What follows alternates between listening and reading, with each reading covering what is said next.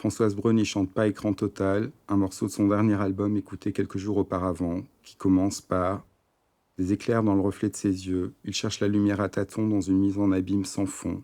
Il semble bercé d'illusions, les yeux rivés sur l'écran.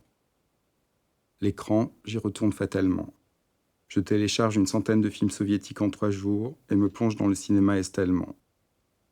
Mon attirance pour ce cinéma d'avant la dissolution du bloc, si j'y réfléchis, provient sans doute du fait que ces personnages s'interrogent constamment sur leur place dans la société, sur leur fonction, leur utilité à la réalisation d'une utopie collective. Ils questionnent les mécanismes du pouvoir et du travail, l'exercice de l'autorité, l'éducation, la transmission de l'histoire. Le héros de l'Est s'inscrit dans un rapport dialectique et concret au monde, s'y pense sans s'en abstraire, comme un rouage de l'engrenage supposé produire une société égalitaire. Il est mu par un idéal. Que cette posture découle d'un endoctrinement idéologique ne me dérange pas en définitive. Sa dignité, aussi convenue puisse-t-elle paraître, me le rend plus aimable a priori que le personnage de fiction occidentale, déterminé par un rapport étriqué de jouissance au monde et pour lequel le droit au plaisir est inaliénable. Ce dernier ne se définit que rarement par sa citoyenneté.